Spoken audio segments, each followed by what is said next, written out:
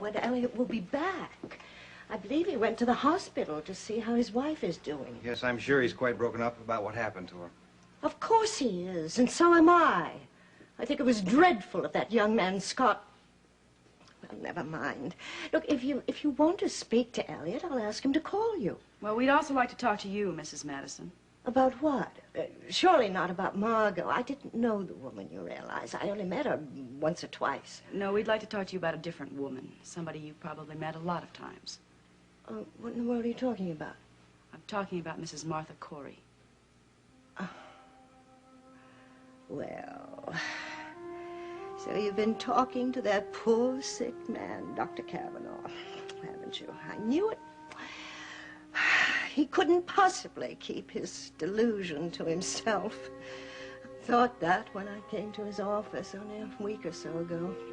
Look, if you're friends of his, I certainly hope you're seeing that he's getting professional help. Are you implying that Dr. Cavanaugh has something wrong with him? My dear, I'll leave that to the experts.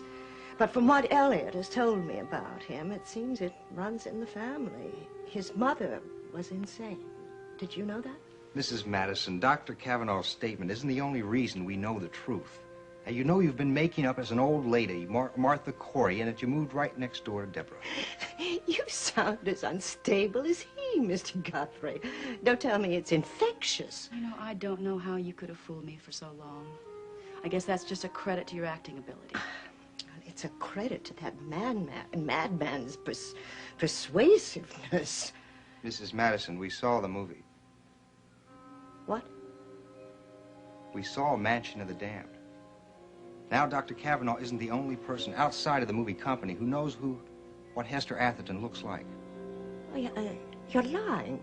You couldn't possibly have seen the movie. I haven't seen it myself. Owen showed us the movie the other day, Mrs. Madison. We only got to be able to see one scene, but fortunately that was enough. Enough for us to realize how you could adapt the makeup to create Martha Corey. And Martha Corey, that was another clever invention of yours, since Martha Corey happened to be the first woman who was hanged as a witch in Salem. You're both out of your minds. You'll never prove such a ridiculous story. Well, don't worry, we're not trying to arrest you. And is that what you thought when you saw me outside Deborah's apartment building? I didn't see you. It's a lie. Of course you did. Monday night. It was about 10 minutes to 8. Now, I remember the time because it's the same time Elliot's wife was assaulted. I'm telling you that it's not true. Why would I do such a thing? Mrs. Madison, you were on the corner buying fruit or something. You gave that up when you saw me. I guess you were anxious to get away. What do you think I was going to do? Tear your wig and your makeup off? Mrs. Madison, please tell us the truth. Sooner or later, we're going to find it out. Oh, very well. It is true. Well, it was all a joke, Deborah. For heaven's sake, don't you realize that? It was all a simple little practical joke. What a shame you have no sense of humor. oh, you're right. There's certain things that I don't have any sense of humor about. I just thought it would be a delicious game.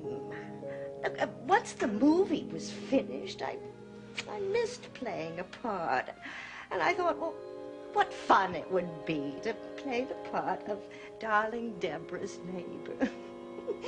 And wasn't I a very good neighbor, Deborah? Didn't I take marvelous care of you?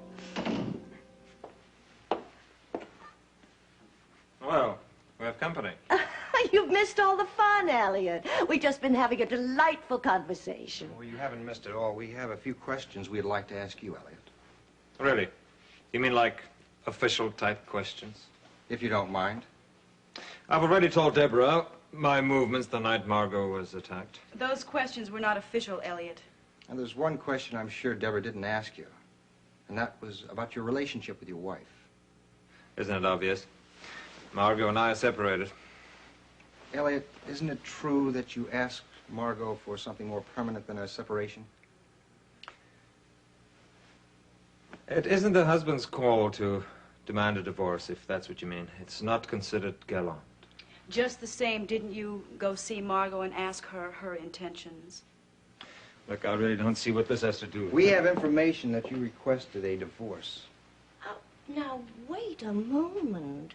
I thought Mrs. Dorn is in a coma of some sort. Please, Mrs. Madison, I'd like a straight answer from Elliot. Well, I didn't have to request a divorce since Margot obviously wanted the separation as much as I did. The marriage was over. What need was there to continue a legal state that had no value to either one of us? Yes, but divorce does have some value to you, doesn't it? Since you were planning to remarry. We had discussed it, but that was all. Elliot, could you tell us again exactly what you were doing the night your wife was assaulted? Oh, for heaven's sake, the man's already told you. Well, go ahead, Elliot. Tell them again if they insist. I told you I was at a movie, and that's where I was. At the Riverside Theater, although I can't recall the name of the feature. It was a space spectacular, Elliot. I looked it up. I understand you slept through it. Now, isn't that a little difficult with all the noise? You said you went to a bar afterwards, the nearest bar. Could you please try to describe it for me? It was a bar. They all look much the same, don't they? Elliot, you must remember something about the place. Well, I don't. Damn it! I mean, this is being ridiculous and pointless. The minute you're looking for a criminal, you come to me. Why not go and see that ingrate of a son-in-law of hers?